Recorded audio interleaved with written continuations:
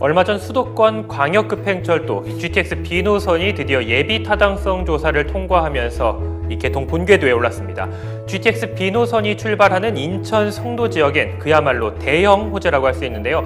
오늘은 한국공인중개사협회 인천 연수구지회 자문위원을 맡고 계시는 송도 제1공인중개사 문영은 대표 모시고 이 송도의 부동산 전망 짚어볼까 합니다. 반갑습니다. 네, 안녕하세요. 반갑습니다. 자, 먼저 오늘 이야기를 나눠볼 이 송도가 어떤 지역인지 알아봐야 할 것 같은데요. 인천 송도 그리고 이 송도가 포함된 연수구의 부동산 시장이 어떻게 구분되어 있는지 간략히 소개 부탁드리겠습니다. 네, 연수구는 1990년대 초반에 분당, 일산 등 일기 신도시 입주 시점이죠. 택지 조성 사업으로 이제 입주가 시작되었고요. 연수동, 옥년동, 선악동, 청학동, 동춘동으로 구성된 기존 원도심하고요. 그다음에 서해 갯벌을 매립해서 2005년부터 입주를 시작한 송도 국제도시로 구분되어 있습니다.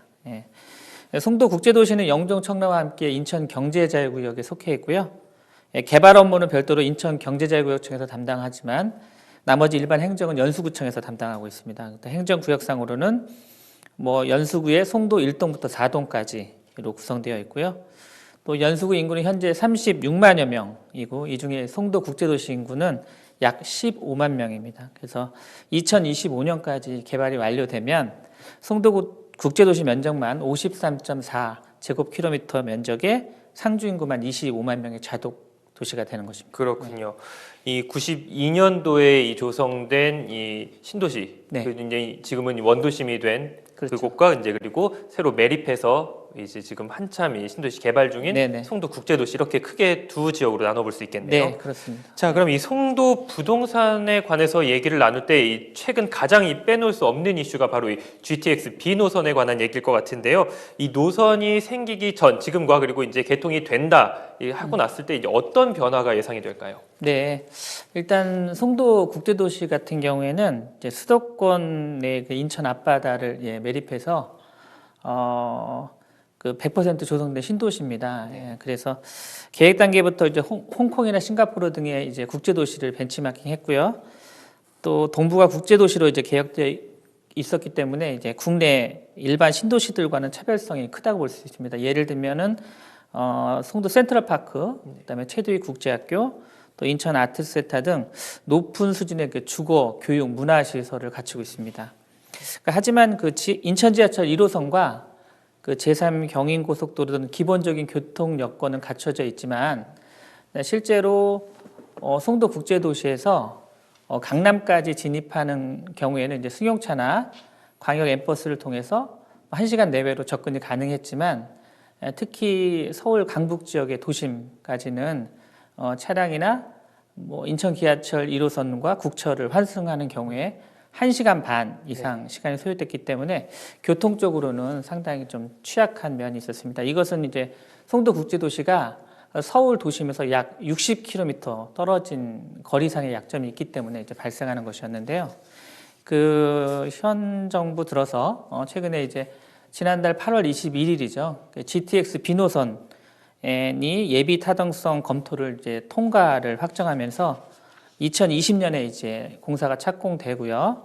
2027년에 이제 완공된다면 그 송도에서 이제 부천과 용산과 여의도 등을 거쳐서 서울역까지 약 26분이면 도착하게 됩니다. 그래서 그 송도의 가장 큰 약점이었던 그 교통 문제가 이제 해결되기 때문에 기업 유치와 또 그 송도 업무지구 개발 또 교통과 밀접한 주거 환경 개선에 상당히 효과로 호재로 이제 작용하기 때문에 집값 상승 등 부동산 가격에도 긍정적인 효과를 가져다 줄 것으로 지금 보고 있습니다. 그렇군요.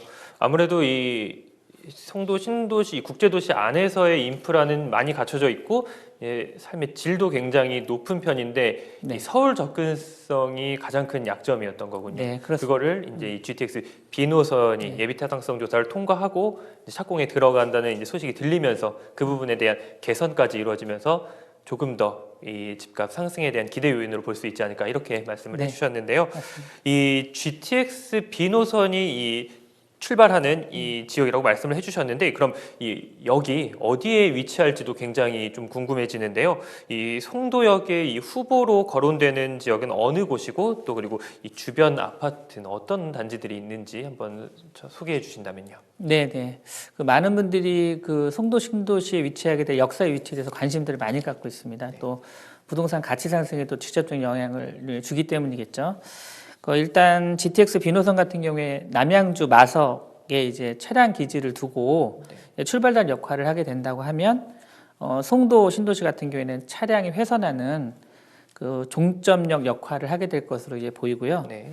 그 송도의 역사는 그동안 KDI나 또 인천광역시에서 예비 타당성 검토의 경제성 검토를 할 때 그 인천 지하철 1호선의 인천대 입구역을 기준으로 검토를 해왔습니다. 그래서 앞으로 큰 이변이 없는 한 인천대 입구역이 될 가능성이 높고요. 기본 실시 계획과 또 수립 그 계획에 따라서 역사 위치가 다소 변경될 가능성은 있지만 많지는 않은 상황인 것 같습니다. 예. 인천대 입구역 주변 아파트를 한번 살펴보면요. 일단 더샵 퍼스트파크 단지가 있고요. 그다음에 더샵 마스터뷰 단지가 있고 또 웰카운티 4단지도 또 상당히 또 가까운 거리에 위치해 있습니다. 또한 이번에 이제 신규 분양에 들어가는 그 더샵 센트럴파크 3 주상복합 아파트인데요. 이 부지도 바로 인근 역사에 있어서 현재 3.3제곱미터당 2천만 원이 넘는 인천에서는 높은 고분양가임에도 불구하고 높은 청약 경쟁률이 예상되고 있는 상황입니다. 네. 뭐 이게 이제 이런 소식들이 접해지면서 안 그래도 이 분양가가 높은데 거기에 이제 조금 더 이 프리미엄이 붙을 가능성도 있겠네요. 네, 그렇습니다. 이제 청약을 많이 이제 신청을 하고 또 그만큼 더 관심이 높기 때문에 이제 충분히 프리미엄이 형성될 수 있는 분위기라고 볼 수 있습니다. 네. 이 GTX 비노선 사업이 진행되면서 이 다소 변경될 가능성은 있지만 그래도 인천대 입구역이 가장 가능성이 크다 이렇게 보셨는데요. 네, 맞습니다. 뭐 GTX 비노선 예비 타당성 조사가 통과되는 게 불과 이제 채 한 달이 지나지 않았는데 네네. 이 확정 소식이 들려오면서 그야말로 이 지역 내에서는 이게 대형 호재다 뭐 이런 말들이 많지 않습니까? 네. 아직 뭐 정확한 이 세부 계획이 나오지는 않았지만 이 벌써부터 부동산 시장이 좀 움직임을 보이고 있다 이렇게 들었는데 이 현장에서 느끼시기에 실제 이 부동산 가격에 대한 이 변동이 있는지요?